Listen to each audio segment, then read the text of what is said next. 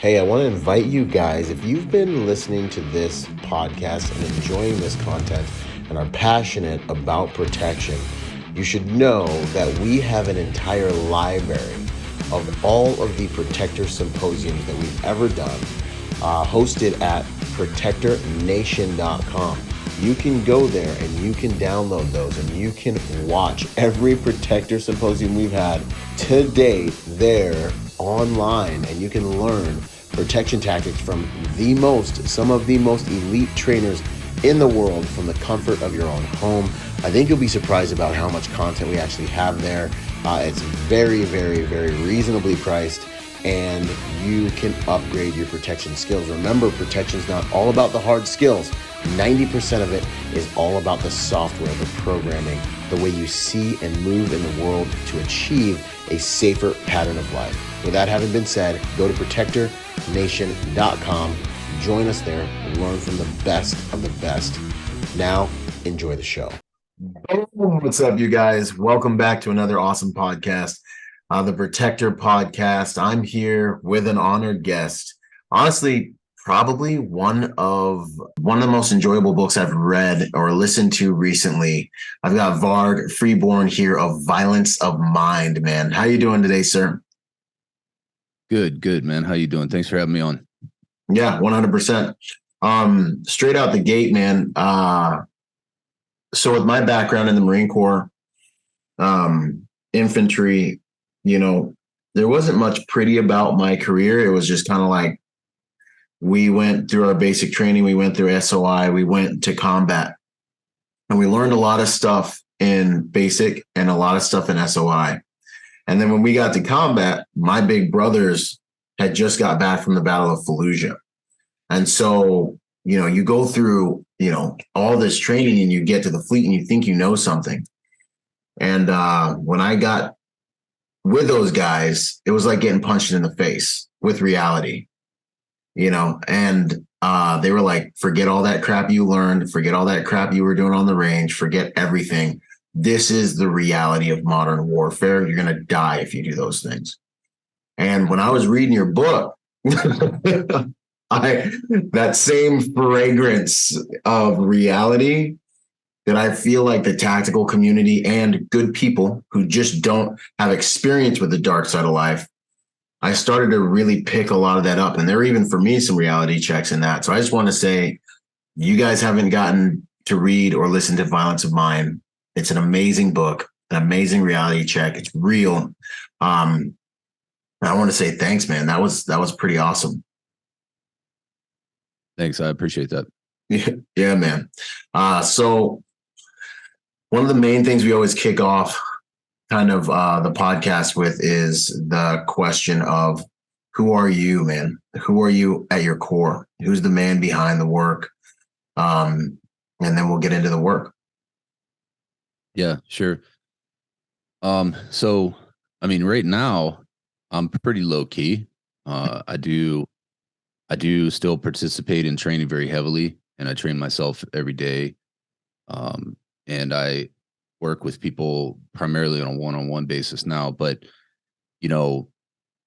having done so many years in the community and doing the traveling training and working for close to a dozen years professionally, I learned a lot of things about who I am and who I'm not during that process as well.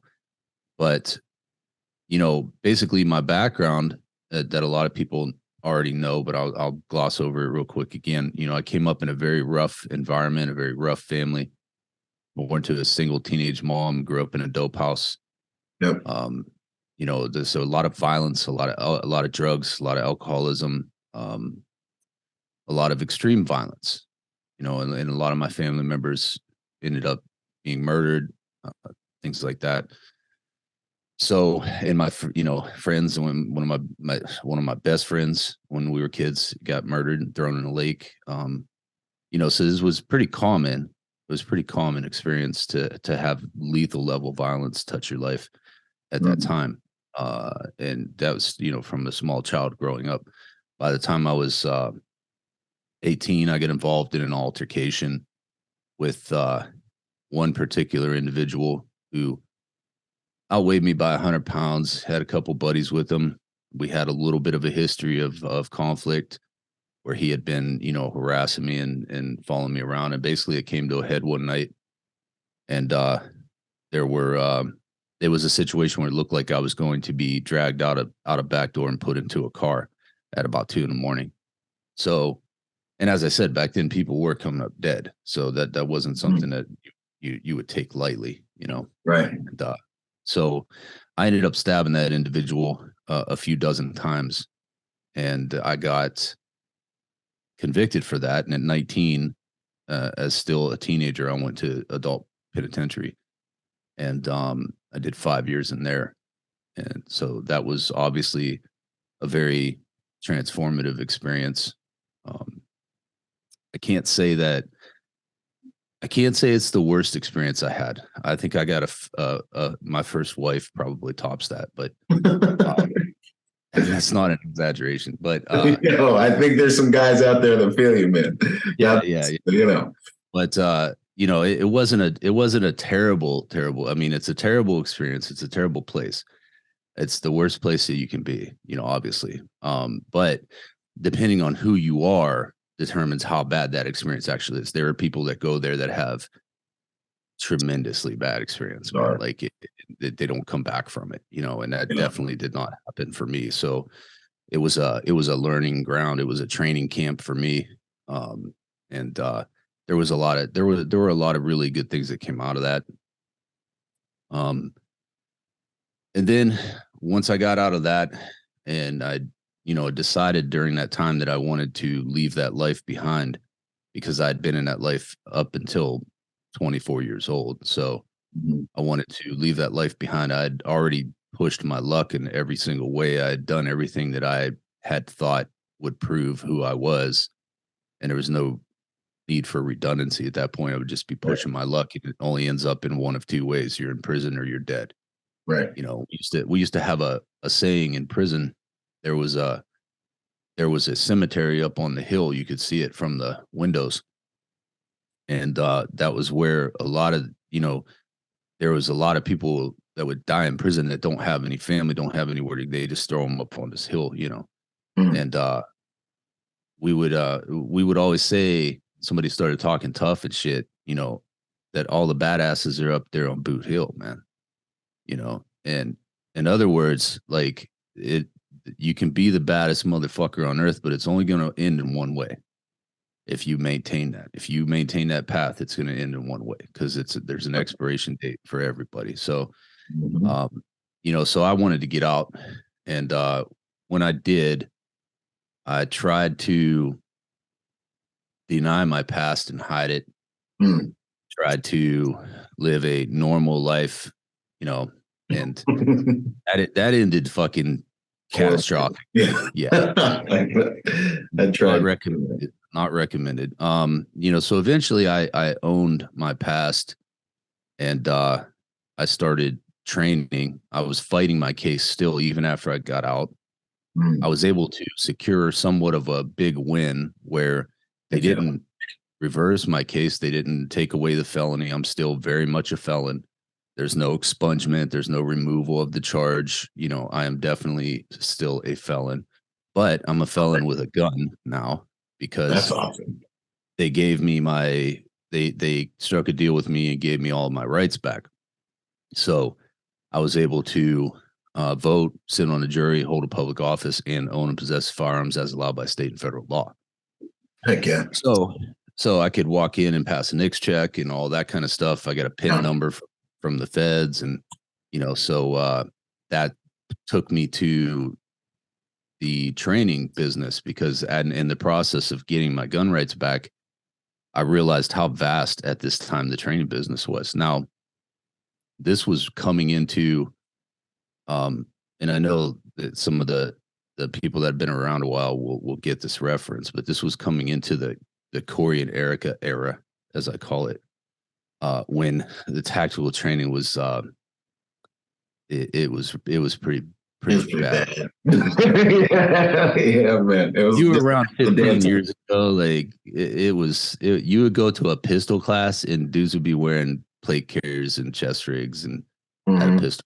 kids, and they'd show up in full kit, and it would be a pistol class, a concealed carry pistol class or something, so we've come a long way since then, man. But I seen what was going on back then, and I seen a big gap in the industry, in the training world, in terms of like, because it dawned on me one day that I'm like, wait a second, I've got a tremendous amount of fucking experience here, and this is not how this works, right? Like, look at a scenario that somebody's talking about, and I could think like, well, the 7 times I was in that situation, right? So I wanted to start bringing a little bit of common sense and bring a different narrative, into the story, into the picture, and that's how the training got started. But I had worked as a personal trainer and a barbell coach for many years before that,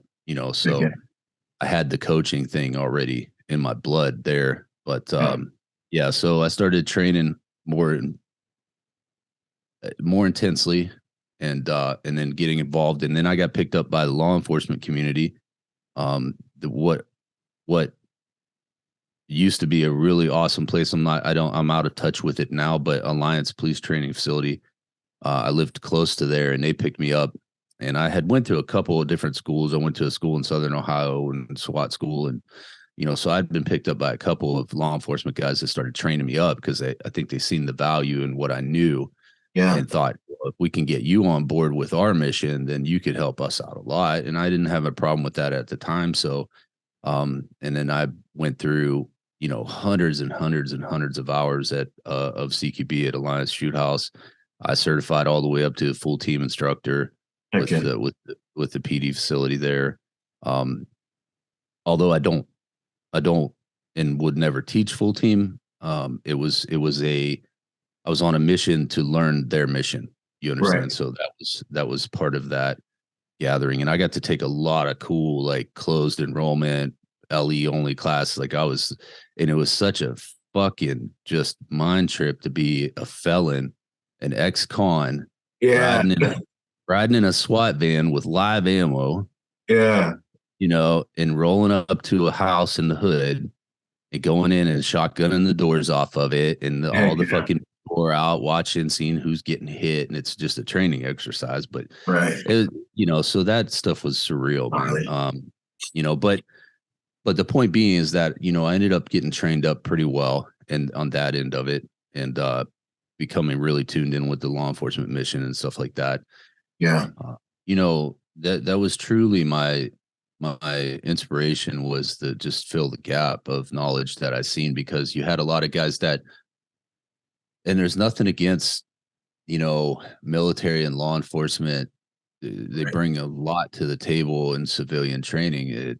There's a lot of good information there, but there's, there's a big but there. And that's, the difference between institutional backgrounds and, non-institutional life, right? So institutional being, an agency, military, you've got taxpayer support, you've got teams, you've got, superior firepower, superior support, superior logistics. In most cases, that's how that is set up. And when you're a single person in the parking lot at Wawa, Freaking you 7-Eleven. you don't have that. So and there's also some controversy, that needs to be dealt with in the CQB arena, between the difference between institutional approaches to that and team-based approaches to that, and then dealing with, single civilians or couples or single solo patrol officers that roll up to an alarm call or something, have to go in by themselves. Like, is it the institutional team-based work doesn't, there's some shortcomings there, so Yeah, man. and it was across the board too, because there's a lot of things about dealing with criminal violence that is missed by people who haven't really been immersed in the criminal world, Yeah. so So I just wanted to address those things and come in and share that message, and then do some good there, and and then I would decide what I was going to do next after that, right? Like, because I don't, I'm that way with everything. I never was this guy. I was like, I'm gonna become a farmer and die. All right. Like it's some people have the simplest life plan, and I kind of envy it, but it's just Yeah. not me. So, Nah, man. but that's it was just to fill a Same gap and get in and get out as much as I could. here. That was that. Again. No, that's awesome, man. I really appreciate you hit on so many good things, like just awesome things that people need to hear, man. I think there's such a huge place like for that civilian centric knowledge. Like you said something in your book, you're like, dude, these SWAT teams are rolling up in Bearcats and full kit and freaking, you know, 8 to 12 man teams and all this stuff to deal with a civilian, and the mission is different, like the mission of, someone's wife that's got to go get groceries is getting stocked in a grocery store, or that 7-Eleven that you're in when someone decides to hit it. It's just the most probable mission for a civilian is different, No, man, I think those things are awesome and they need to be noted, man, because that's the civilian mission, the civilian violence. The person that you're going to be facing on the street is more than likely going to have the background you have. There's also something else I wanted to say that I think is worth saying too is, for the felons out there, man, like I kind of see you as an inspiration. Like I've met a lot of good dudes that have done some things that were just dudes that grew up a little bit differently than I did. Like I just kind of like got into the Marine Corps before I went and did something that could have got me somewhere else, it's difficult being a man in this world, like being a masculine dude in this world, man. Like I was one swing away or one freaking backyard fight away from all the same things. And so to see that you were able to change your situation and kind of impact your destiny by making some solid contributions, I think that should be an inspiration to guys that maybe want to do something good, that they can still do something good, man. What would you say about that? That's really become more of my concern as times went on, is those types of people that have had a very hard time with life and Yeah. have made some choices that's given them some difficulties. That's becoming more my focus now. And I think as I'm moving into another phase of my life, I'm doing more work. My third book is more focused on that, actually. And I want to really help people who were in a similar situation or had similar problems, because it can't be dealt with. It cannot be dealt with in depth from an academic or institutional level. Again, it's another one of those things. So when I see team-based institutional CQB dealing with civilian problems, I see the same thing when I see an academic who had like this really mundane life with no trouble, trying to tell somebody who has either been through prison or been through extreme violence or been through war, tell them how they should think or feel about shit. You have no you have no frame of reference whatsoever for what you're talking about, right? Like, so and your textbooks don't cut it. They don't get it, so 100%. That's another area I think I'm more concerned with that. And one of the things that I disliked about the tactical community and the training community is the privileged training junkie is a real character in that business, and they keep that business afloat. Yeah. And you meet the guy that's been to, I've got 900 hours of training, and I've trained with every operator and that's cool. I mean, that's cool, right? But there's a whole segment of people out there that really just want to get, they're worried about their family, they're worried about their safety, they just want to get better, they just want to feel more secure, they have very genuine intentions, very genuine drive to do this for a very specific problem, to solve their problem. Whereas there's this other, and my focus again is more on, I never wanted the training junkies coming to my class. I did. And that's really how you get successful in the tactical training communities. You got to catch that. You got to capture that crowd. And then you get cool with this guy who's an instructor, this guy, then you guys just pass groupies around, right? Yeah. That's the economic model basically. So There's a lot of ego in that training junkie when they show up and they're freaking snap popping all their stuff and they got the coolest new clips and stuff. And you know, it's like, God bless you, man, you know, but and honestly, the most disrespectful people I've ever had in my class have been those types of dudes that would come in and, you know, um and there's been a few times where like the last CQB class I ran, it was very difficult for me to get through it without having a violent, you know, reaction. And and that was it for me. Like that, you know, and will I do classes again? Probably, but on a very small scale. And it's not going to be something where I'm depending on it for income. So I can be very selective about who I bring in because I don't give a shit about your money. right. That's the position that I'm in now with training, and I like it. I like that. I don't have to train every fucker who comes through the door.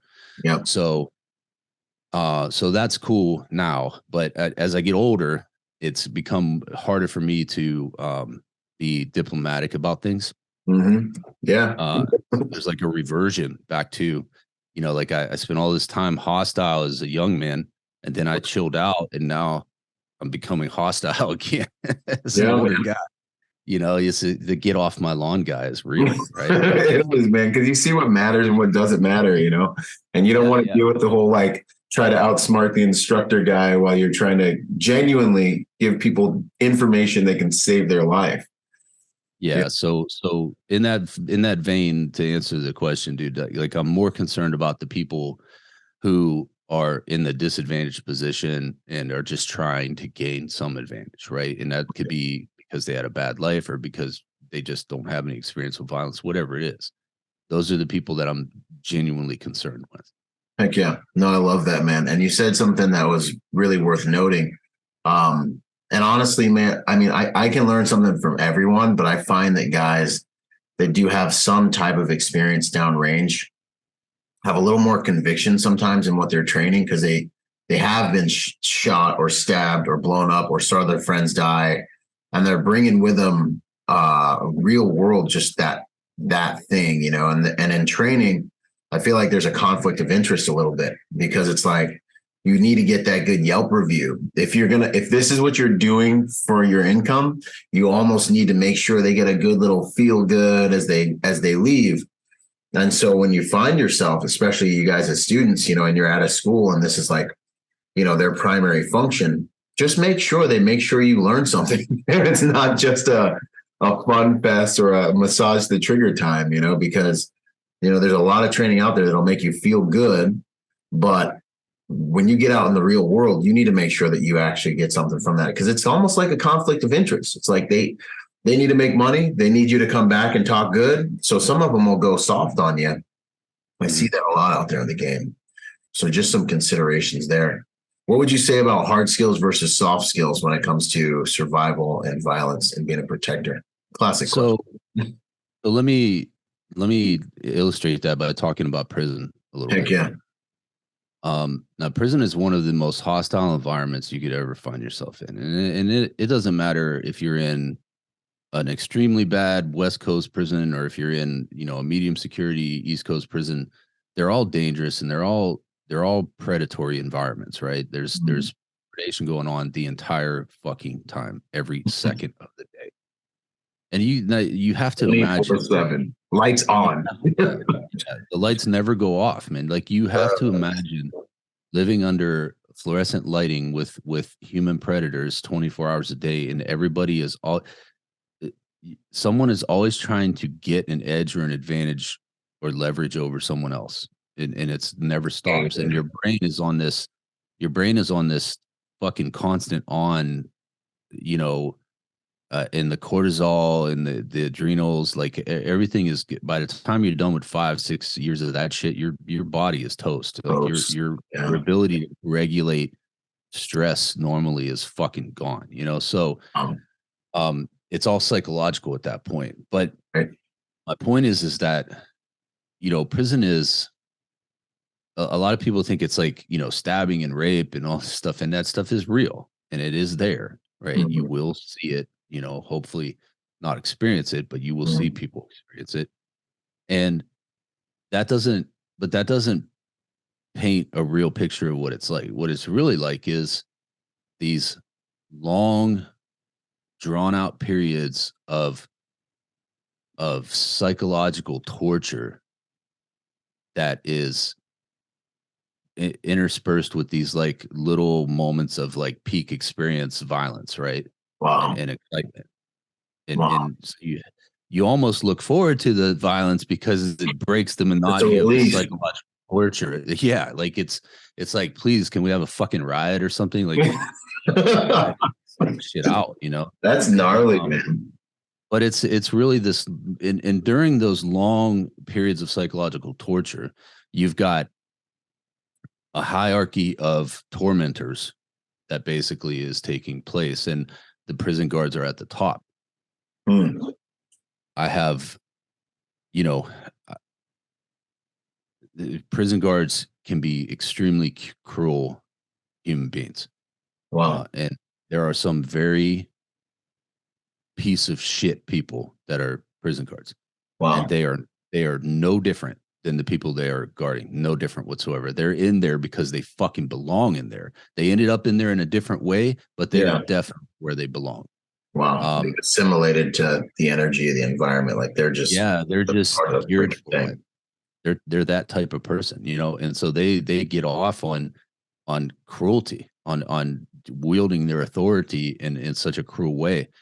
And when you have authority to strip a man naked, make him bend over and spread his butt cheeks and lift his nutsack and get on the floor and crawl naked and do all this shit, like that's a tremendous amount of power over another fucking human being, man. And Yeah. and and It's a people nightmare. can't handle it. They can't handle that, and they get crazy, especially when they let women be guards in men's prisons. Fucking outrageous. Man, The I don't even know how the that ever happened. That shouldn't have ever happened in the first place. dude, it's a it's it's one of the fucking marvels of humanity, to tell you the truth. But Right. so on top of that, then you have to deal with the um the other inmates and the predators and the hierarchy and the gangs and all this stuff. And so you're constantly managing this social situation that is fucking just, it's like a rubber band that's pulled as tight as it can go, and at any second it could break. And it's going to hurt when it breaks, and it's like part of it's aimed at your face, and that's your life every day. You're living Yeah. with that, at any minute the band's going to break, and it could poke my eye out, right? Like that's the kind of stress. And so, what can you imagine is more important at that point, for those long periods of time where you're dealing with this torment and these different levels of predation, and this different things coming at you in different angles? Do you think it's hard skills or soft skills? Oh, it's for sure soft skills, I think. Yeah, absolutely. Like you Like, have to be able to you have to be able to negotiate these situations and negotiate these social interactions. You have to be able to read the environment, read the hierarchy, read when there's something happening, right? There's days, bro, when you wake up and you just like wake up and you're like, oh, the air feels different today. like today's the day. Like The air feels different today. And then you look around and people obviously have the same feeling because people are acting a little bit weird. they're And like then, kind of lurking and waiting for something yeah, big. yeah. Yeah, And man. when a motherfucker gets stabbed that day, right? You're like, Yeah, yeah, yeah. damn, that's when you're tuned in, right? You're Yeah, you're on fucking the tuned frequency, man. and there's explanations for that, because what probably happened, and this is kind of my theory of it, but Mhm. is somebody planned to do a hit, Yep. and somebody knew somebody was going to do the hit, and then it trickles out, and as it gets farther away from the source, the details go away. So 10 people down the line, they might not know who's getting hit, but they know somebody's getting hit, right? And Yeah. so eventually there's just enough information goes out into the space that it creates a vibe, and then the Yep. vibe is continuous, right? And that's the same thing that happens in an environment. Like if you go to, Yep. if you're in a club or you're in a Yep. bar and some Hmm. shit's going down in the corner and you haven't seen the shit yet, but you see people move in a weird way or Yeah. act, you say, okay, there's a vibe happening here. What's Hmm. what's what's going on in my environment, right? So it's the same 100%. type. That's soft skills. Yeah, That's absolutely. it's not just talking to people. It's not just doing that. Um, and so the problem with what's taught in terms of soft skills in the tactical community, I disagree with a good amount of it. Mm, I disagree with a good amount of what's super popular out there. And some of the most, popular guys in are teaching some things that I'm like, I disagree, man. And yeah. I mean, the what are you disagreeing with? We don't have to say names, but well, so there's some instances where people are taught to get really aggressive with an unknown person, right? mhm, Um, and I have went and ran this because I'm still out there. mhm. I live in Daytona. Daytona's not a it's a beautiful place in the tourist area, but the rest of the city's it's Yeah, pretty down. it's got an underbelly for sure. Yeah, and that's where I Yeah, hang out is in the underbelly of the city for most of the time. yeah. And I ride a bike. I hang out at biker bars. Like I'm in situations where people are volatile sometimes, and shit Mhm. happens. But you know, um, And it there are feels times. like home, because Yeah, no, you got to yeah, get a little bit of your. I'm comfortable there. That's Yep. that's that's where I like to be. Hmm. And so there's times to get loud. And I'll give you an example. Last week, I walked into a bar. I was going to meet some friends, and I walked into the bar, and there's two guys about to get into a fight, and they're motherfucking each other, and they're Hmm. about to fight. And this little blonde bartender, she got she pulled out this like junior size ball bat or something. Okay. She Okay. fucking slammed it on the bar, and she was like, Hey, "Get the fuck out of here, you motherfuckers!" with And I was authority, like, "Yeah, she was, yeah." Like you got I it. was like, "She's Oh, hit somebody with that bat before," like yeah, yeah. But that was appropriate in that situation because those guys calmed down and were like, "Oh, okay, we pissed the lady off now," and they were just drunk guys like being dickheads, and Right. they really didn't want to fight, and then they left, right? Hmm. They didn't even fight. They walk out to the cars together, didn't fight. So Yeah, yeah, yeah, yeah. They were they were just posturing. But it's it's funny just because there's a lot of things she did right. She came in, she probably came in, interrupted the cycle. She's got some authority there. Maybe it's her place. She's kind of a non-combatant. She kind of spoke their language, maybe. You know what I mean? Like, yeah, okay, at a yeah. bar, like And plus, she's kind of for she's respected too. You mess with her, yeah. you might get jumped. Yeah, yeah. Normal circumstances, bartender's off limits, right? You Right. can't fuck bartender, right? So that she's within some social norms there. That's that she worked well within, and that's my Mhm. point. Is that if you're in a parking lot somewhere or you're out somewhere and somebody comes up to you and starts to kind of harass you a little bit, or you know, what I call is exploiting social courtesy. So your Yeah. social courtesy is to be polite and be, not like as soon as someone gets close, you be like, stop, get back, like acting fucking weird, Right. like your social courtesy is to be like, hey, what do you need? Like, Yeah. What's up? you want to be a personable person and like not be a dick to people. And so that's social courtesy. And they'll exploit that because they'll use that to get in close to you and stuff like that. Right. It's a huge thing in the community about not letting people get close to you, which on a surface is good advice, but it's also impractical, It's not right? realistic. If you're out there doing stuff. Now, if you just stay in your little tiny bubble and you just like walk with your wife and kids and or nobody else, and you're not out there mixing it up, then you can probably get away with that kind of thing. But it's impractical if you're out there mixing it up, and you're in it. You're Yeah. going to see bands, you're going to do things, you're living your life. You're Bars. gonna run into people, and you cannot tell me that if you are the first person to violently raise your voice in that interaction, Yeah. Yeah. you're not the one escalating the situation. It's absolutely an escalation. And I'm telling you right now that if you go to some of the places I go and somebody's talking to you and you don't want them to talk to you and you fucking raise your voice at that, you're going to get flattened. You're gonna eat shit right there, Well, and so you run into their social code. Like, are they going to allow themselves to be yelled at? Are they going to allow themselves to loudly be punked out in like, and now they're looking at you like, am I going to let you punk me out? Like, there's all these different codes that are running through their head. And now you're just trying to get to your car and maybe you escalated the situation.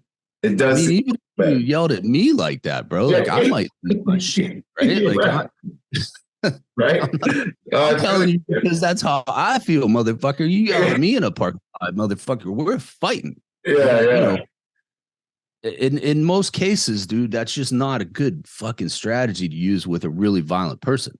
Right. And so that's not a soft skill, throwing your hands up, because on the street, and this is my point, on the street, if you start doing this and you start like, hey, back up, what you're doing is you're signaling fear. You fear that person in your space, and you're letting them know, hey, you're a threat to me. If you get in my space, I'm afraid of what you're gonna do. You're ceding authority to them. Yes, you are. And a lot of people don't like to hear that. But I'm telling you right now, if I'm having a confrontation with somebody and I roll up on somebody, and they start to act, backing up and push, I know that person doesn't want me close to them. Right. And it's probably because they perceive me to be a threat. Right. Now you could say, yeah, but I'm the real threat. Okay. All right. Maybe. I'm picking that up. There's a lot of chance in combat, man. You just, you might think so. You're not conveying it, right? And like I had managed a really difficult situation once with a drunk. I had my daughters with me. Oh man. And I'm in St. Augustine, Florida, which is like a tourist city. It's like the oldest city in America, and they got this like little walk area. There's all these little shops and stuff. It's kind of a cool place. Really, they've got a little bit of a homeless problem that they need to get. So anyway, I'm at this in the line for this pizza place, and the line's all the way out the door on the sidewalk. It's getting kind of dark. It's late, and there's tons and tons of people around. It's like a tourist place. So imagine like fucking people everywhere, right? It's not isolated at all. And we're this long line. There's probably 30 people in this line. And of all the fucking people in this line, this dude picks me to come up to, Okay. And I'm thinking to myself, what? Your radar is fucking bad. It's so I've got my two daughters and they're in front of me, and this dude comes up to me. He starts talking crazy. He's like, and this was a guy probably in his early 30s, and he was still athletic looking. So he wasn't, it wasn't like he was like a broken up old bum. Yeah. This guy would have given the average person maybe a little bit of trouble. So he rolls up on me and he starts telling me he bought that whole place for $1 billion and he used to work for the FBI. It's crazy talk, Yeah, he's doing his schizophrenic thing, and then the CIA and all the thing. I know I'm dealing with an unstable person, right? Like for sure. And he gets relatively close to me. And eventually I told him, I said, hey man, you need to go find somewhere else to go. I'm busy right now. And he's like, oh no. And I said, really, you need to back up and go find somewhere else to go. And you know what he looked at me and he said? He looked at me and said, you're afraid of me, aren't you?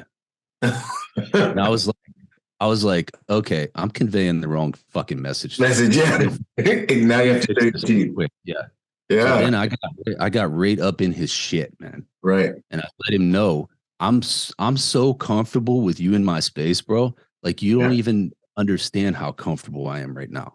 Right. You know what I mean? Like actually you're taking me into a mental area that I'll be happy to have you in that space. Right. That I've been trying to hold back for years. Yes, like you're within seconds of this now. The clock is so fucking ticking down. Yeah. And so I changed my whole demeanor and I started to really let it be known. Like, okay, look, there's a side of me that's done terrible things to human bodies, and I can add you to the fucking list. Right.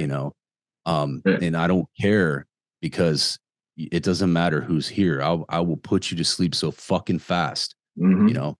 And I've already written the police report. Yeah. Like, I already know So, I'm already behind this thing. yeah.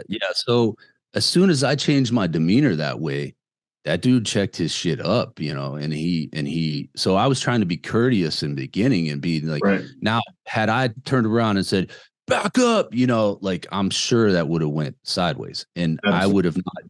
I would have not had the opportunity to do a preemptive move on my part had I escalated like that. Right. I would have thrown my card on the table and then he would have responded. I would have had to react to his response rather than me controlling the situation the whole time and not pushing him into a response. I took the initiative of responding and controlling the situation. And my point is if you don't employ soft skills that way, and sometimes you have to get hard, sometimes you have to be soft. Sometimes you need to be, diplomatic, and sometimes you need to be tyrannical. But it's not one fucking. There's no circumstance in the universe that I would bring anybody into a training situation and teach them that if this happens, this is the response you should use. That's McDojo shit, bro. That's what Kempo teachers used to teach people. Taekwondo, right? When he does this, you do that, right? And bro, this shit is chaos. Violence and social interaction, it's all chaos, man. Right. And you have to develop the skills to intuitively discern where at in the chaos we are and be able to operate within that. Comfortably. And that's the thing with soft skills that I want to drive home is that these automatic responses, it's going to get somebody fucked up, man. Like you have to be more nuanced than that. You have to understand that sometimes you need to get tough, but screaming at people and shit like that, that's not it, man. I think it needs to be like who you are too. Like if you can't fake being tough to someone who actually is. That's a dangerous thing. And so I that's kind of why I see like one of the slogans I kick all the time is being a protector is more than just a job, it's a lifestyle. Like if you don't really have experience with violence, like, it's hard to pretend like you're going to bring that to bear when someone's looking you in the eyes that understands that world. But yeah, man, you said some awesome stuff, man. And I do love also all the way back to when you were talking about that when you wake up and there's just that vibe in the game. And I remember in Iraq, man, you hit a patrol, you turn a corner and you look down the street and you're like, are we really about to go down this street? And all the kids are like not playing with their balls. And like it's just that vibe. Like you're like, we're gonna get hit, man, for sure. We're getting hit. And it's just a frequency and you got to be sensitive. You got to be sensitive enough to pick that stuff up, man. No, man, what would you say? So as we look at, kind of lifestyle, because I agree with you 100%, like you have to be able to show your fangs. I personally think that the best type of, like a good man understands that he has to be both, like I am a warrior. I don't like violence necessarily, but I have to be good at it as long as the human spectrum of like the things that humans do require that. As long as there's evil people, I have to be better at violence than them. But then, this means you have to train. You have to have that beast inside of you. What would you say to civilians, or even professional protectors like cops, man, that were like Boy Scouts and then they became cops? How can a person integrate that level of like confidence? You know what I mean? To where when they do look someone in the eyes, they do have something, and it's not just like we're looking straight through them.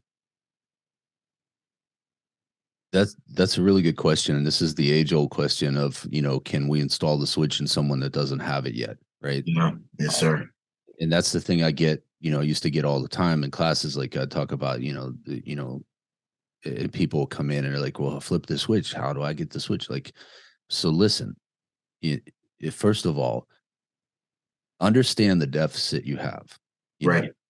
And be realistic about the deficit you have. When you're sitting there talking down about criminals and stuff, especially cops, I don't know how many times I've heard cops say, "Oh, civilians can't fight." No, bro. You just pick up drunk, stupid, drug addict motherfuckers that can't control themselves, can't control their own problems. They're smacking their old lady around. They're pitiful human beings to start like with. pitiful. That's your typical encounter. Right. The guy that could have killed you is the guy you didn't catch. You pulled him over for a traffic stop. He had 10 keys in the trunk. It never went that far. You let him go. You never had that confrontation. That's the motherfucker you don't know. Right. Right. So when you're dealing with people who have never had this type of experience in their life with violence and violent people and things like that, but they want to be prepared to deal with it. The best that you can do is, obviously train, spar. Yes. And I don't mean just roll around on the floor grabbing each other's toes and your bare feet. I mean, get up and punch motherfuckers in the face, get punched, get punched in the ribs, get hurt a little bit. Yeah. Be sore for a week from somebody hitting you too hard. Like, get in there and really get at it. Go to force on force training, use simunitions or UTMs, and don't wear a fucking hoodie, a bunch of shit. Go in there in a t-shirt, bro. Like, feel it, feel what it feels like. Like, go in and get into these confrontations, get into good classes where people are setting up like realistic situations where you have to make decisions. Cause that's the big part of fighting that you don't get on the range. Right. And don't emphasize just training with, this guy because he was a SEAL or this guy was Delta, this and that. Because I'm going to tell you something that I learned in the industry. Yeah. What you're going to get 9 times out of 10 or 99 times out of 100, what you're going to get in that class is shooting fundamentals. They're going to give you shooting fundamentals, which are important, but it's important, but you're not learning what you think you're going there to learn from the dude. He's not sharing that shit. And I'm going to tell you something else. That guy's probably saving it for his closed enrollment LE and military classes, and he'll teach them how to fight. Yep. He's going to teach shooting fundamentals. And most of the classes I've been in and taken part in, that's what it was. It's all supervised shooting fundamentals. Yeah. So you're not learning tactics. You're not learning how to fight. You're not learning orientation. You're not learning, none of that shit from decision making and all that, man. Yeah, no, you're not getting any of that. So you need to get in places where you can start to learn about decision making and things like that. Now, that doesn't make up the gap, though. Right. It doesn't make up the gap. Some other things you could do is start to study the people that you would fear the most. So there's endless interviews with killers on death row. There's endless interviews with gang members. There's so much resources out there to get inside the mind of these people. Like they share it willingly after they get to a certain point, So there's so many opportunities to get inside that and understand your enemy. So understanding your limitations and trying to fix those with training, understanding your enemy, and then you have to fix that deficit in your orientation, which is, as we know, that's where your decision making comes from. It's your experiences, your confidence, your culture, your value system, all of those things, right? And you have to examine your value system. You have to understand, first of all, one of the big problems I've seen these type of people have is the value system typically of a Boy Scout is, value all human life and be of service and that kind of thing, right? So if you really want to, and things are off limits and be decent and stuff like that. Yes, exactly. If you're really one of those people, like you've been taught violence is really like a bad part of life, and being aggressive is not the answer for most things, and so you need to change your value system, and you need to understand that like when somebody comes to me, the first thing I say is, "Are you prepared to put human life on a selective sliding scale?" You have to be like, you have to be able to, you can't just think all life is precious and go into lethal force self-defense training. Like you can't have those two things together. Right. Because at some point in time, you're going to have to make a decision if a situation comes upon you where you will have to take actions that could likely end a human life. And you have to be okay with that, or you're going to have PTSD and you're going to have fucking moral injury. You might not even be able to act. You might get killed. Right. But if you're able to act, you're going to suffer immensely. Yeah. And so to avoid all of that, you have to fix your orientation. You have to fix your, and one of the ways that I talk about people doing it, and I talk about this in my second book, Beyond OODA, is we all tell ourselves a story about who we are. We're all living a story, and we live a story according to who we think we are and how we fit into and relate to the world around us. And when you run up on someone else, we always tell ourselves a story about that person too. You start to try to put a story together. That's what we're always trying to do, figure out what's this person's story. And oftentimes you're wrong. Like, I know you yourself, how many times have you ever been in a social situation and somebody just completely judges you wrong? Oh, absolutely. They get you wrong, right? Right. So the tendency is probably to get it wrong for most people because they get it wrong about themselves because their story is not genuine. And what I mean by that is you get, I used to train a lot of cops, and I used to be on the cadre at the Ohio Tactical Officers Association. I'd show up there and have all these cops all week long. And, it's such a striking amount of guys that, believe they are this dude that will respond this way, right? Like, I'll do this, I will do that, I'll pull my pistol, I'll shoot that guy before he gets me. And then you're like, well, what's your draw time on target, at 7 yards, at 10 yards, what's your you start getting these metrics, from the range of simple metrics, this is good, man. This is good. Have the metrics. They don't even have the basic metrics to understand. And so you're like, so you're going to do this thing under pressure that you don't even know that you can reliably do it on a sunny fucking day. Get There's no pressure, so your story's not genuine, so my advice is once you understand the deficit, once you start to learn the enemy and understand the enemy, then you start to build your orientation through these experiences.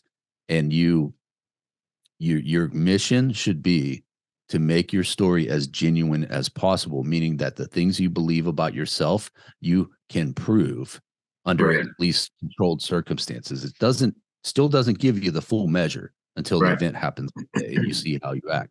But you can at least get as close to that as you can and make your story as genuine as possible. Yeah. And that's the goal. That's the mission the person has that wants to be in self-defense is, make your story genuine by being able to do the things you think you can do. Because every dude is born thinking, well, not today, but back in my day, born thinking he could work on cars, lift weights, and fight. Right. And he couldn't do anything. Right. Yo. But that's the point is, make your story genuine by actually doing the things that you say you're going to do. I love it, man.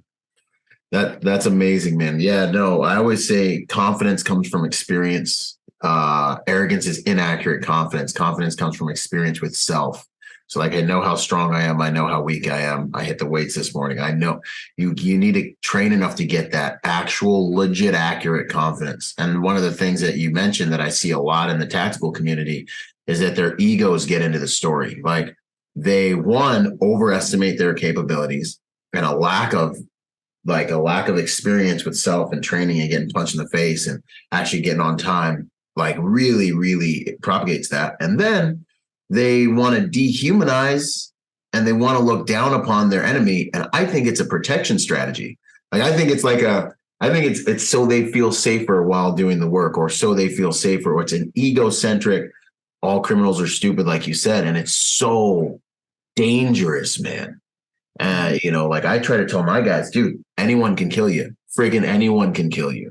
Like there's a lot of chance. I don't care how many times what belt you are, you can get stabbed in the freaking ear with a pencil, okay, by someone you didn't see if you are not moving through this world, understanding that anybody can kill you, man. I don't know. Yeah. Yeah. So can we touch on the dehumanization thing? Yeah, hit it, man. So to me, dehumanization has basically two functions that can be had from that. One is essentially speaking to the selective evaluation of human life that I talked about. You have to be able to dehumanize someone enough to be okay with potentially taking their life as a result of you doing a legitimate function of defense. Now, that being said, the ego part takes it to the other the what I would call the negative function, which is to make yourself believe you're superior to this person in every way. They Right. can't fight, they can't do this, they can't do that. Like I'm, and I see so much of that in Right. the tactical training community. And there used to be, and again, not going into any names and stuff, but there used to be a very strong push in the community to, separate criminals from good people in terms of like you're almost a different species. They're wolves and you're sheepdogs, which we know is that's yeah. And also too, they're not like you. They don't think like you. They're you can't, and listen, it's this us and them thing. Yeah, and you're pushing this narrative. Like I've walked on both sides of the fence, so I guess that's why I don't think like that, because I'm like, wait a minute, I'm just like that. If a dude walks into a place with bad intentions, there's two motherfuckers with bad intentions in that room. I can guarantee you that. Right. It's just where we're directing them. I'm directing mine towards him, but exactly. I have every bit of the anger and hostility and pure violence in my heart that motherfucker has. Right. I've got access to every bit of the tools that he has because we're both human beings. We're the same species. Right. We have the same. And I also understand, which is why I push really hard in my force on force classes for people to be in the bad guy role and help hire op players. I let them, because I want you to understand when you come into a room to do bad things, you have problems you have to solve. You have challenges. You have hostile planning cycle you got to execute. Exactly. Yeah, you've got to account for other people's actions. You have to account for the chaos and the unpredictability of the situation. You got to worry about your own confidence, because every one of them, like people look at these people like they're super confident and they've got everything figured out when they come in the room. And bro, that's not true. Right. Like they've got problems to solve just like you do. You're both in a fight. You're both in a situation that requires strategy and tactics and decision making. And there's going to be external problems like what's going on in the environment, what are other people doing, and there's internal problems about fear, confidence, all those things. Everybody faces that, right? Now, we're speaking outside of pure mental illness, of course, right? Because that's a different they're on a whole new level. But just an average functioning violent person is going to have the same exact problems that you have, and knowing that allows you to intuitively start to identify those and exploit those problems that they make their problems bigger, make them worse, right? And that's by understanding that you're the same. You face the same issues, the same problems in a fight. He's got to do damage and not take damage. You got to do damage and not take damage. You got to account for the environment and account for the changing circumstances around you, like the landscape's changing. All of this stuff is everybody's problem. It's no different for him than it is for you. And so understanding that, dehumanize somebody in the sense that you're willing to take their life because their life now is worth less than the people around them because they're trying to harm everybody. That's fine. Dehumanizing to the point to where your ego is involved and you're like, he can't fight me and blah, blah, blah. I'm superior and I'm just going to win like in a movie. Happy endings, fucked, man. And there's so many people. An example would be, I can think of people in particular too, man, that are so bad with it, dude, that they'll go on social media. And if anybody mentions anything about experience, they'll come on and post their entire fucking resume in a comment. No. 800 hours of training here and 1,000 of training here. And I did this. And, it's like, bro, you're the one, your ego is going to get you killed, man. Yeah, that's your problem, bro. 100%. Because you're not, I think the real warriors know, man, combat is expensive. Like every warrior culture since the beginning of pimping's been pimping. Two men that are warriors. There's manners, there's tones, there's all these like gentle interactions. Like there's honor, because everyone who actually engages in violence, we understand that like it's expensive. Yeah. So when you see like, and then even from different sides of the aisle, and I know you've seen it, dudes could be different gangs, dudes could be top and convict, dudes could be freaking, Mujahideen, Marine. Like actual warriors actually are very sensitive and respectful to each other because they know that literally today people could die over the rock or anything. It's like a keg. Mutual destruction. Yeah. And that's true. And that's why prison operates the way that it does. That's why there's not war all the time. Right. You know, because there's and I've never been to the West Coast, and that's a whole different deal. Like those guys over there deal with shit. I'm not even claiming to have that experience, right? But the politics are based on a respect of the potential for violence, right? Potential for, yep, 100%. We'll destroy everybody's lives here. Like nothing, your businesses you're running will get destroyed. Your money will get disrupted. Your people will die. You know, like, do we need to do this now? Right? Or can we maintain a certain level of like, all right, don't fuck with me, I won't fuck with you. Right. And that's more of what's prevalent on the streets. If you run in rougher circles, stuff like that, that's exactly what you're going to deal with, is that kind of thing. And sometimes people cross those lines, especially when you start involving drugs and alcohol and stuff like that. But for the most part, you know, real recognizes real. And when you do stuff like what some of these people do, of constantly boasting and constantly training and constantly, the only thing you talk about all day is violence and shooting. And the only thing you talk about all day is just, you know, training and getting into violent confrontation. And that's all, you're like one-dimensional person. Yeah. I know you're not. There's something wrong. Yeah, I know that you're not acquainted with it, man. Yeah, like there's something not right there. Yeah. Like you know, and I get a lot of people that will find my book and they'll find me on social media and they're like, wow, you're not like what I thought you'd be. I'm like, why? Because I'm a normal fucking guy and I work on motorcycles and ride bikes and build shit. What, you think I was going to have a social media of nothing but fucking shooting and violence? Like, right. You know, like listen here, let me give you your first lesson. Like, life is not one dimensional. And if you're acting one dimensional, you're not being truly functional. You're not really participating. Well, your ego is, you're making an identity out of something that you're worshiping. Like, you know, and we saw it all the time in the Marine Corps. Like, you got guys that are combat vets want nothing to do with the Marine. You couldn't tell they were Marines. They wouldn't tell you. Yeah, a lot of the guys that I know that have done a lot of things in a lot of different operations, just, you couldn't tell. They just want to be normal. They just want to have a drink. Like, they just want to hang out, you know. And then the guys that, you know, are combat, you know, printer repairman is wearing like red and gold every day and like got the haircut. And you're like, this guy doesn't even, you know. So I see it too, man. The ego is a wild thing, you know, and good force on force training adds some gravity, but yeah, man, no, that's good stuff. Real quick, as we wind this thing down, I think I got to probably bounce in the next 10. Let's see here. I always like to hit hardest lesson you learned on your journey, and then we'll go into your proudest moment. We'll talk about the book. Those are tough questions, man. Right? They're not fast questions, but we got to get it. Damn, dude. Yeah, let me sum up 48 years of experience in a fucking sentence for you. Right? You know, I don't know, man. I think the hardest lesson I had to learn was just the importance of self-control. That's what kept me from, I mean, because I participated in a lot of really, you know, extreme violence, man. And yeah. I've been involved in multiple stabbings. I've been stabbed, you know, and cut multiple times.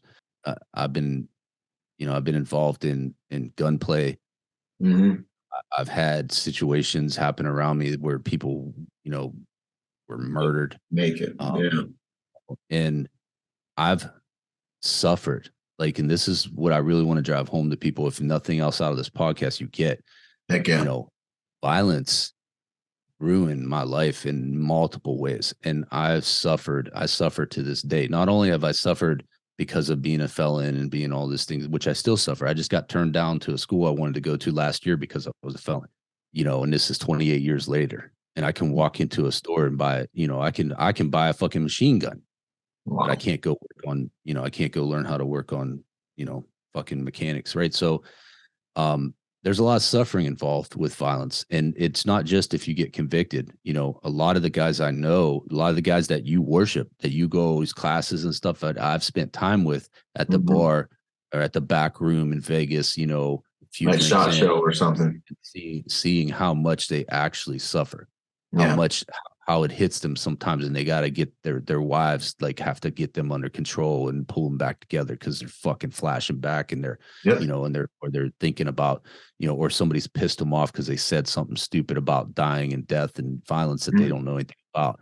Yeah. And this person, you know, was in Iraq or Afghanistan watching little boys getting raped and fucking, you know, villagers getting murdered and shit. So, like, this kind of thing is very, very damaging. And so when you're running around and you're one dimensional and you're glorifying violence, you're glorifying all this shit, you look like a fucking idiot.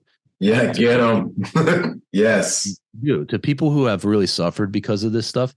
And if you've committed a lot of violence and you don't suffer, well, good for you. You're probably a sociopath. But you know, for the average person that's going to experience these things, there's going to be a price to pay. There's going to be a price to pay no matter how on top you come out in the situation. Yep. So, you know, understand that that's the thing that drove my biggest lesson about self-control, is that, you know, a lack of self-control leads to suffering. Yeah. And that doesn't matter how satisfying it is, because it's satisfying, right, to put somebody's lights out, man. Mm-hmm. And I can tell you, when I was soaked in someone's blood, soaked from nipples to toes in another man's blood, and watching the light go out of his eyes after the affronts that he had committed on me, there's not a more satisfying moment than that, you know. And so you understand that but then the price you pay for the rest of your life for that moment, right. is fucking deep, you know. And so without self-control, once you gain the ability to do these things, once you gain the ability to act on these things, and you find this within yourself, the most important element after that point is going to be self-control, because you're going to be out there somewhere and someone's going to piss you off and you're going to think, I could fucking kill you right now. Yep. You know, I could fucking kill you. I had a gangster pull up next to me on the road one night. I was coming back from something, you know, real late, and dude, I went around dude too fast. He pulls up. He rolls his window down. You got a fucking problem? Because I'll be your problem. And I'm thinking to myself, bro, I will turn that fucking Challenger RT into a coffin right here in the middle of the fucking street. Yeah, 100%. You understand? I'm rolling with a fucking 33 round clip in my fucking shit, bitch. Extendo, motherfucker. You know what I mean? Yeah, 100%. Listen, I'm talking his language, right? Like, I understand it's a magazine, right? But you know what I'm saying, though? Like, yeah, fine. Good catch. I'm saying I speak this language, motherfucker. Let's do this. You know, like, but you can't do it. You can't just jump into everything. You once you gain the capabilities, once you learn how to do this, once you start to be confident, then your problem is going to be self-control. I'm telling you. Yep. You know, and that's the biggest lesson, man. That's the biggest lesson. That's huge, man. Power without a purpose is a problem, man. And that's one of the biggest equations I had to solve when I got out of the Marine Corps. Was just like, dude, like, you know, I just integrating with a civilian public that doesn't have a code, that doesn't, they do whatever they want. Like, they're, you know, you're like, dude, the things I've done for less disrespect, like the things that I just got back from doing, and like getting blown up, and like the things that we did, like, I'm supposed to just be cool, like, with you right now. And like so I had to cross that journey too. And I had to start working that horse, man. And what I did was I just started really, really learning and going on a journey about it, and getting into a lot of self-help stuff, but also just training, man, and hitting the weights and working that beast out so that he has an outlet. You know, that was kind of my therapy was, you know, hitting the steel and working that thing out of, and I still do. Every morning I'm still going to therapy, you know, because one moment, if I let that part of me off the leash at the wrong moment, you can change our life. And it has to be, I don't think it ever goes away. It has to be managed. It's always got to be managed, you know, because one moment of indiscretion, everything's different in multiple areas of life, you know. So I dig it, man. I respect that. Proudest moment you've had, man, on this journey? I don't know. That's a tough one. I don't really, I'm probably more self-effacing than prideful. So, but, you know, jokingly, it would be the time I bought a porta potty. I was pretty proud of that. What? So let's start with this, man. I opened a range. I opened my own range. after a while, I had a range in Ohio. It was a beautiful range. I had 100 yards by 30 yards, a L-shaped mound, beautiful place. And I remember I finally got it built, and it fucking took like a year or two to build this range. I got it done, and I was running classes like and I bought a porta potty and had it delivered. And I swear I was like a 1950s dad and pulling up his breeches in the driveway, looking at his new Chevy. You know, I was like, yeah. See that porta potty there? Right. I've made it. Yeah, but it's symbolic of the range and building the range. But it's just accomplishments. There's been a lot of proud moments. I don't think there's one. I think that, you know, being a father to my daughters and seeing my daughter's accomplishments make me more proud than anything I've done, you know, and things like that. So it's a collection of experiences. I just try to seek, you know, victories. And that's, you know, be proud of each one to a certain extent, but not rest on it at all. Yeah. Not rest on it. That's huge. And not become a once upon a time guy, and be present with the victories that you're continually having because you're continuing to apply yourself, man. Yeah, I dig it. That's a way of life. Two more questions. Maybe three. One habit you think that people should look at that makes them a better person or better protector? You know, I think most people would say discipline. I don't know if you can call discipline a habit. It should be for some people, but I think that something resembling that is just having a clarity of mission. Yeah. And continually putting yourself back on the path for that. That should be a habit.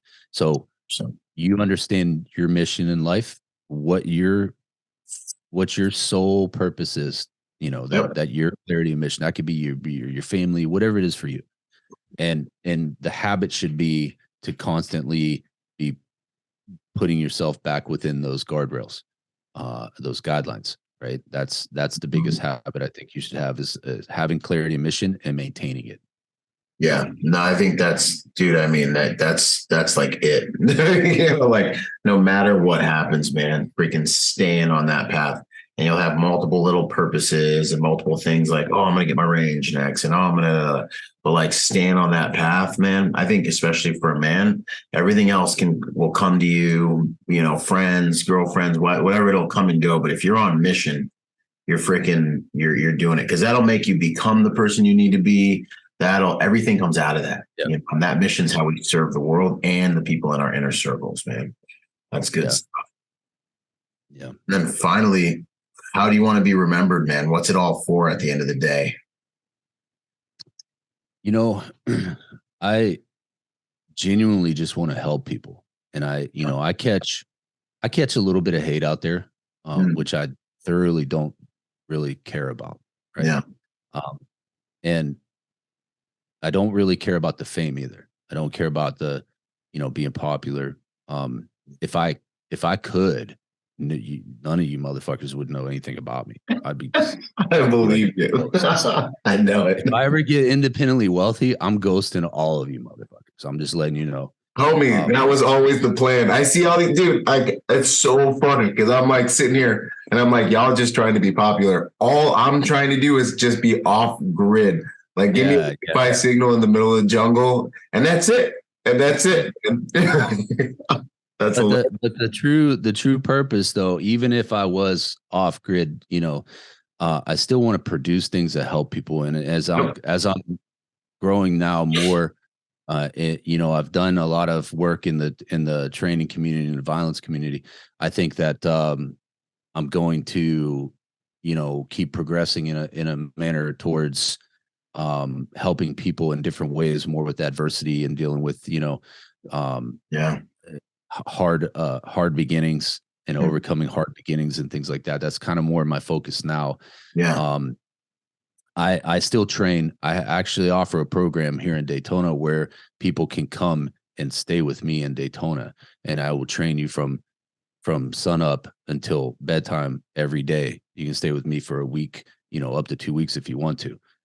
And I have a full training program where I've got a range here, so we do range work. I'm into striking. You know, I box and I'm a striker, so I will take you through striking and teach you striking conditioning and how to set yourself up and get into good cardio and stamina, but also have a hard skill, and resistance training. I've been a barbell coach. I've been coaching barbell for 28 years. I've been a certified coach for 18 years. And I have a program that I run online where if you want me to do your programming, stuff like that, I got different tiers for that.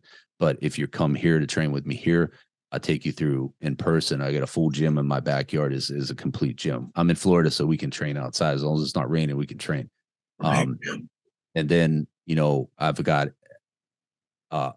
other topics that I will teach, and guys are really interested in this kind of stuff too, where if you want to learn how to MIG weld or TIG weld, I've got a shop here on the premises. Like I teach you how to weld. I teach you how to, work with metal, cut metal, put things together. I work on bikes and, I build motorcycles and things like that. So if you want to learn I got some kind of mechanic project going on, like any kind of a mechanical hard skill you want to learn. Or if you come here and you say, I want to build something. I never built anything out of wood. Like I've built multiple things here. I built my shed, I built my platform I lift on. So I show you, that. So we cover the whole gamut. And then in the meantime, between all those, and then at night, we can have cigar and whiskey time talk, have, deep mindset talks, deep, orientation talks, and to get an opportunity to ask whatever. And that's the kind of stuff I'm really enjoying right now, is working with people one-on-one. Wow. And it's been fun. It's been fun. I've had a couple people show up already. Now it's Florida. It's summer. Nobody's fucking coming. Right.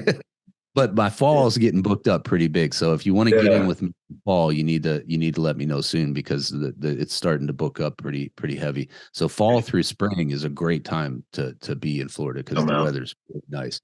But that's fun. And I really like helping people. And a lot of times I find people come, guys especially, they'll come and they begin wanting tactical, or guns, or, things like that. Yep. But in reality, what it really ends up being is they need some guidance of just like navigating, being a man in this world. Yeah. And I'm going to tell you right now, it's hard. This is a hard time, and we're in trouble. I don't know where you and your audience are on these topics, but I'm going to tell you right now, bro, your weapons free.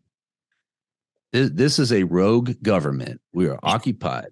Yeah. We are being destroyed from within. This is a massive destabilization operation that's run on the U.S. Our media is basically North Korea style media. They don't tell us what's really happening in the world. They tell other people to hate us for shit that's not really happening. Like the whole messaging system is everything is we're super fucked. They've turned our own women against us. They've turned all of us against each other. Yep. So navigating this world right now is tough, man. And a lot of people are just trying to live their lives, and they don't understand that you walk outside and you don't know who's your enemy and who's going to attack you for what. Like, and people are so hostile towards each other because they're being programmed to be that way. Yeah. The social engineering is dividing and conquering everyone. It's 100% orchestrated, man. 100. And if you think anything else, you're out of touch. It is 100% orchestrated. And, I find that a lot of guys today are just having trouble navigating in that environment. And I am too. So don't I find it probably harder than you, because I wake up some days and I'm like, I recognize it and I got to figure out what I'm like. Yeah. Watching them do it slowly. Like you're watching them just like you're watching them just lock everyone up, man. And it's painful.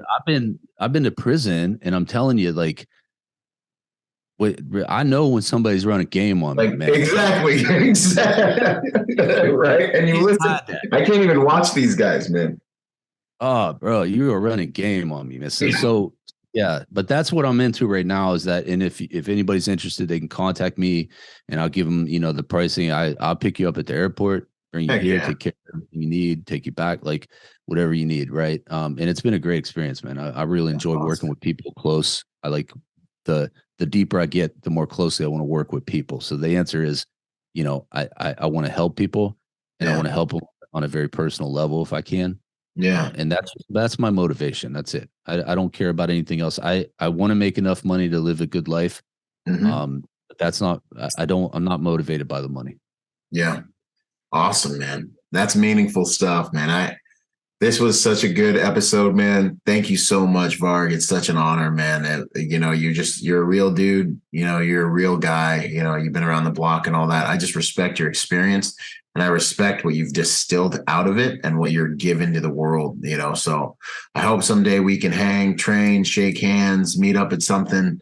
I'd love to have you out to one of our symposiums or something at some point. I might bug you about see if I can't get you to come talk or something, We'll talk about that. Yeah. Yeah, man. It'd be an honor. So much love and respect. And if you guys haven't, you guys got to get that Violence of Mind. And then you have a second book, Beyond OODA. Yep. Beyond OODA. Okay. All right. I got to bounce. Otherwise, we get into it. Anyways, much love and respect, my man. Thanks so much for coming out, brother. All right. Thank you, man. Heck yeah. Boom. Boom. Quick shout out to our sponsor, Staccato. My first pistol sponsor.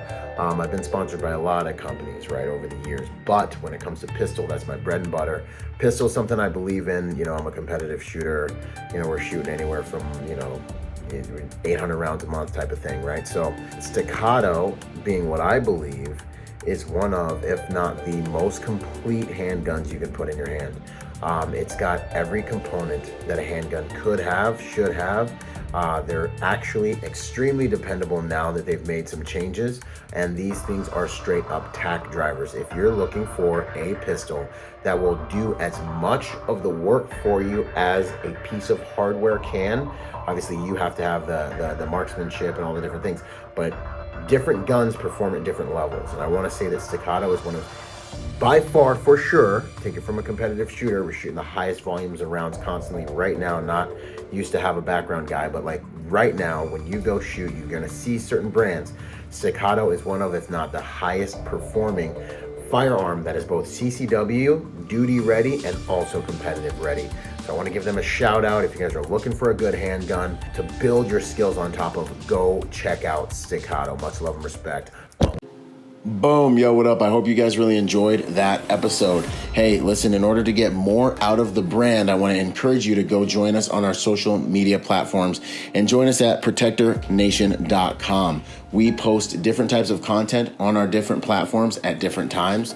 You'll get blog posts, you'll get videos, you'll get real world combat engagements and things like that. So stay plugged in order to get the most out of the brand. In order to support us, also go to protectornation.com and buy something, or join forces with me on Patreon. You'll scroll down the homepage and you'll see the link.